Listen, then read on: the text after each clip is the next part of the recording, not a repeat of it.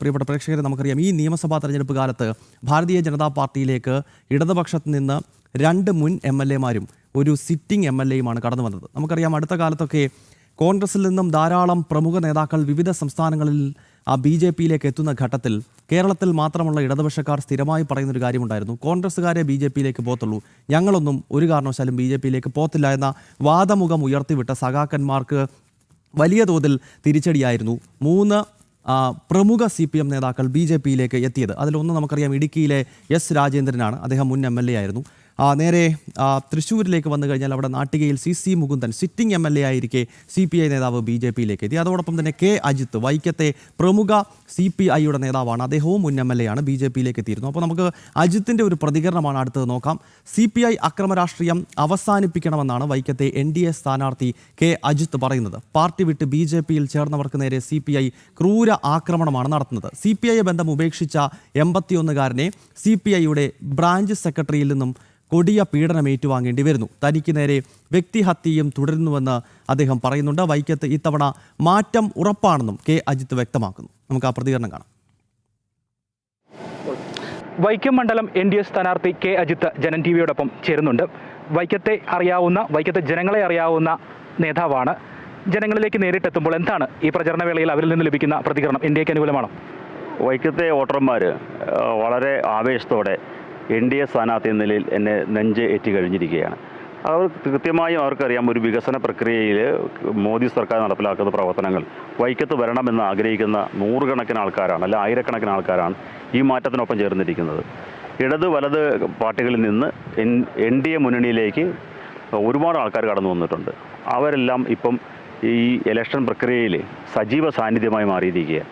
അതുകൊണ്ട് തന്നെ ജനങ്ങളുടെ ഇടയിൽ നിന്ന് ആ ഇടപെടലും അവരുടെ പിന്തുണയും അവരുടെ അനുഗ്രഹമൊക്കെ വോട്ടായി മാറിക്കഴിഞ്ഞാൽ നല്ല ഭൂരിപക്ഷത്തിൽ ജയിക്കുമെന്ന വിശ്വാസമാണ്. അങ്ങ് CPI വിട്ട് വന്നതിനോടൊപ്പം തന്നെ നിരവധിയായിട്ടുള്ള യുവാക്കളടക്കമുള്ള ആളുകൾ CPI-യിൽ നിന്നടക്കം BJP-യിലേക്ക് വന്നിട്ടുണ്ട്.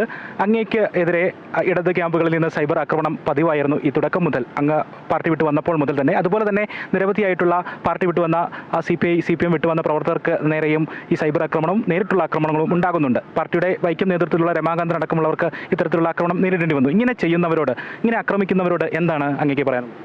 അത് ഒരു രാഷ്ട്രീയ നിലപാടുകൾ എടുക്കുന്ന വ്യക്തികളാണ്. അവർക്ക് ഏത് രാഷ്ട്രീയ പാർട്ടി പോകണം, ഏത് ഭക്ഷണം കഴിക്കണം, എന്ത് വസ്ത്രം ധരിക്കണം എന്നൊക്കെയുള്ള ആഗ്രഹവും അഭിപ്രായവും അവരുടെ തീരുമാനങ്ങളാണ്. അതിൻ്റെ ഭാഗത്ത് ഇങ്ങനെ ഒരു ആക്രമണം അഴിച്ചുവിടുന്നത് ശരിയല്ല.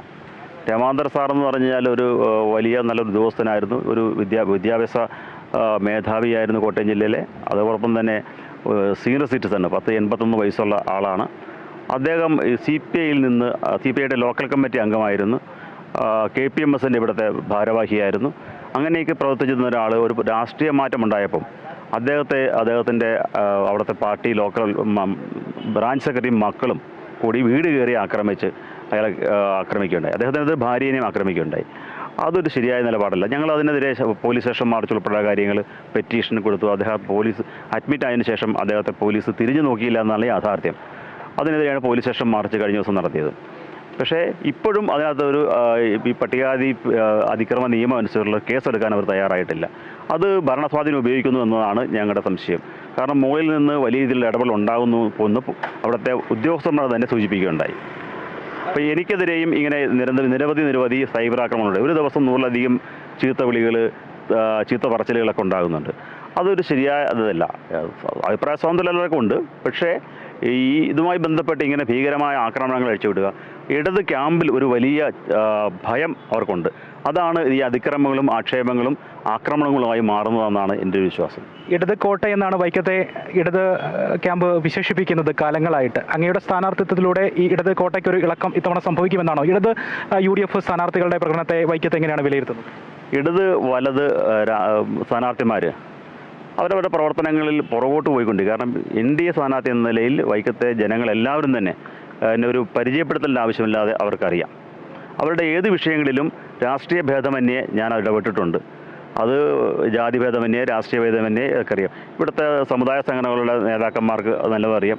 അവരുടെ സാമുദായിക പ്രശ്നങ്ങളിലും വന്നാലും അവരുടെ ആഘോഷങ്ങൾ വന്നാലും അവരുടെ എന്ത് വിഷയം വന്നാലും അതിൽ മുൻപന്തിയിൽ ഞാൻ അക്കാലത്തും ഉണ്ടായിരുന്നു. അതുകൊണ്ട് തന്നെ ഇടത് വലത് സ്ഥാനാർത്ഥിമാരുടെ പ്രകടനത്തെ വില കുറച്ച് കാണുന്നില്ല, പക്ഷേ അത് ആ വില അവരുടെ പ്രവർത്തനേക്കാൾ മികച്ച പ്രകടനങ്ങളാണ് നമ്മൾ ചെയ്തുകൊണ്ടിരിക്കുന്നത്. നമുക്ക് വിജയപ്രതീക്ഷ വളരെ വലുതാണ്. അതുകൊണ്ട് തന്നെ അവരുടെ മെച്ചപ്പെട്ട രീതിയിലുള്ള പിന്നെ ജനങ്ങളും ആഗ്രഹിക്കുന്നത് ഒരു മാറ്റം ആഗ്രഹിക്കുന്നുണ്ട്, ഒരു വികസനം ആഗ്രഹിക്കുന്നുണ്ട്. നരേന്ദ്രമോദി ഭാരതത്തിൽ നടപ്പാക്കുന്ന വികസന പ്രക്രിയകളൊക്കെ തന്നെ കേരളത്തിലും വരണം എന്ന് ആഗ്രഹിക്കുന്ന ആയിരക്കണക്കിന് 10,000-കണക്കിന് ചെറുപ്പക്കാരിവിടെയുണ്ട്.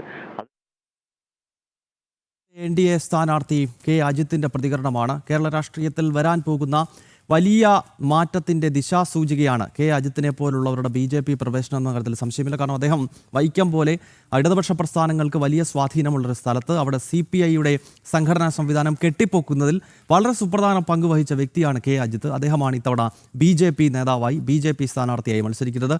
S രാജേന്ദ്രൻ ഇടുക്കിയിൽ BJP ആയി മാറിയിരിക്കുന്നു. നാട്ടികയിൽ CC മുകുന്ദൻ BJP ആണ്. ഇതാ വൈക്കത്തേക്ക് എത്തുമ്പോൾ അവിടെ CPIയുടെ മുൻ MLA ആയിട്ടുള്ള കെ അജിത്ത്. അപ്പോൾ ഇതൊരു വലിയ മാറ്റത്തിൻ്റെ സൂചനയാണെന്ന കാര്യത്തിൽ സംശയമില്ല. എന്തായാലും അജിത്തിൻ്റെ പ്രതികരണത്തിൽ അദ്ദേഹം പറയുന്നത് വലിയ തോതിലുള്ള അക്രമ രാഷ്ട്രീയം അവിടെ CPIയും മറ്റ് ഇടതുപക്ഷ പ്രസ്ഥാനങ്ങളും തനിക്കും തൻ്റെ അനുയായികൾക്കും എതിരെ നടത്താൻ പോകുന്നു. കാരണം കൂട്ടത്തോടെ സഖാക്കൾ BJPയിലേക്ക് എത്തുന്നതാണ് വൈക്കത്തെ CPI CPM തുടങ്ങുന്ന കക്ഷികളെ പ്രകോപിപ്പിക്കുന്നത് എന്നാണ് അജിത്ത് വ്യക്തമാക്കുന്നത്. മിഥുൻ മുരളി തയ്യാറാക്കിയ റിപ്പോർട്ടാണ് കണ്ടത്.